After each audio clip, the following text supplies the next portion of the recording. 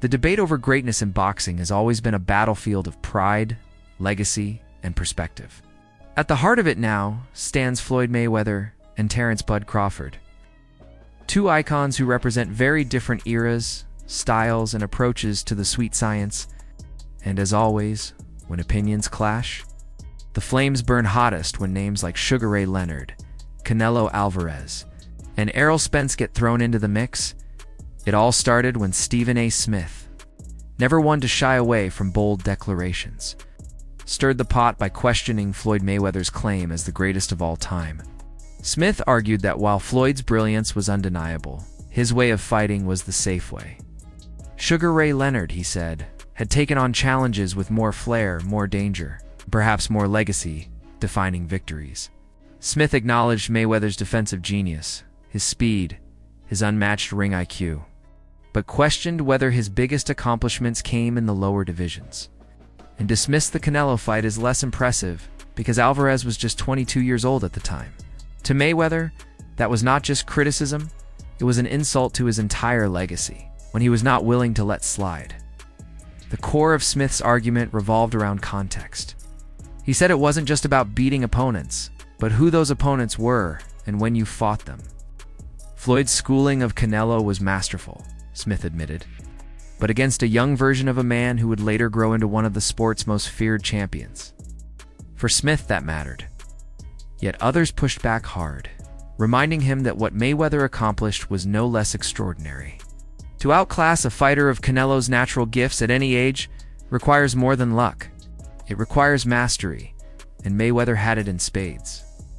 Dawood Bey stepped into the conversation with balance.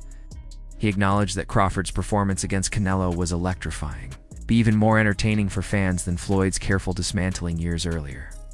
But Bey reminded everyone that dismissing Floyd's greatness in the face of Crawford's triumph was misleading. Both men had delivered historic performances, and both deserved recognition.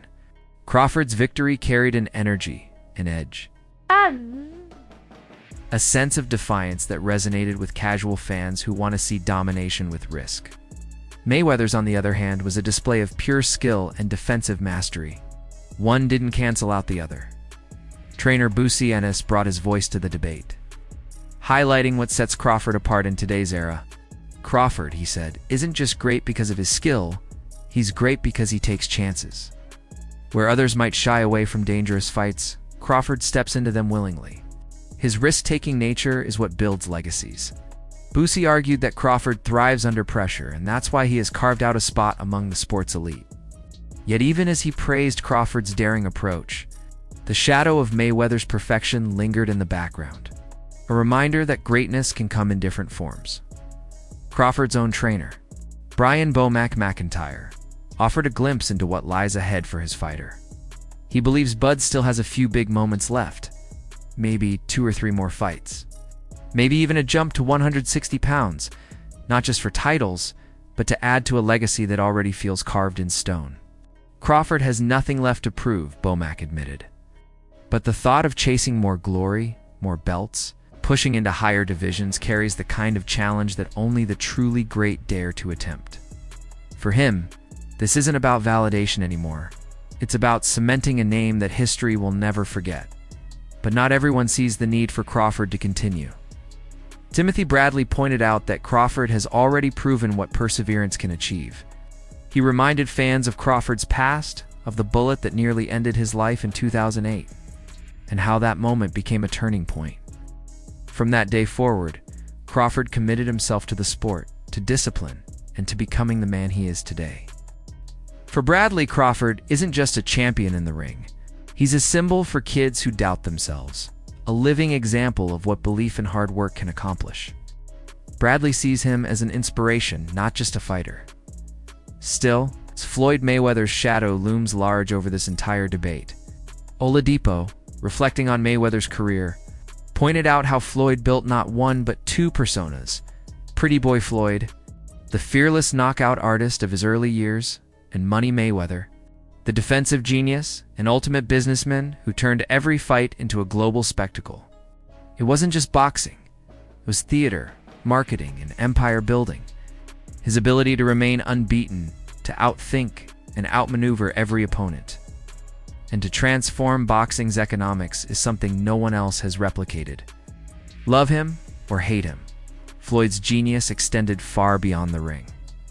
Greg Hackett offered a harsh but honest take. He said Crawford is explosive, adaptable, and entertaining. But Mayweather's performance against Canelo was closer to perfection. Crawford may have overwhelmed Canelo with aggression and daring, but Floyd dismantled him with precision, never losing control, never exposing himself to risk. It was the difference between overwhelming power and surgical brilliance.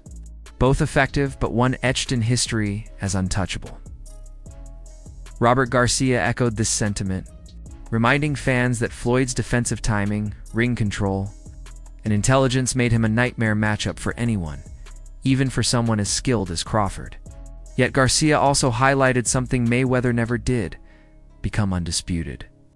Crawford has achieved that in multiple divisions, something that places him in an elite category with only a handful of names in history.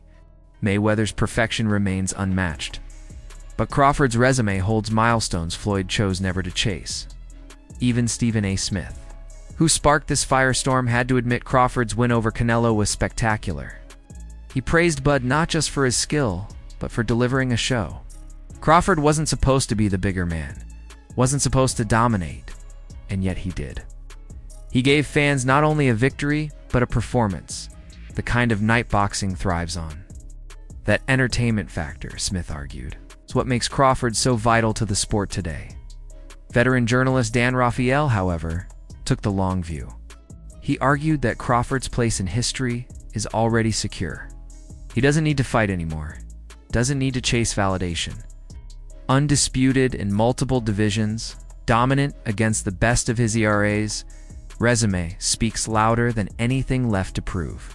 Continuing to fight, Rafael warned, risks tarnishing what is already perfect. At some point, greatness must be protected. And so, the debate rages on. Mayweather versus Crawford. Perfection versus risk. Surgical brilliance versus raw defiance. Both men have given the sport unforgettable nights, and both have left marks that cannot be erased. Floyd's genius changed the way boxing was fought and marketed. Crawford's courage reminded the world that true champions don't run from danger, they embrace it. The truth? Maybe there doesn't have to be a winner in this debate. Maybe the legacies of Floyd Mayweather and Terence Crawford are best understood not by comparison, but by contrast. Each represents a different kind of greatness, and the sport of boxing is richer for having them both. Now the question turns to you. Do you think Floyd Mayweather's perfection makes him the greatest of all time? Or has Terence Crawford's daring accomplishments surpassed him? Could Crawford cement himself even further by continuing at higher weights? Or should he retire now with his legacy untarnished? Drop your thoughts in the comments below. And don't forget to like this video and subscribe for more deep dives into the greatest debates in boxing history.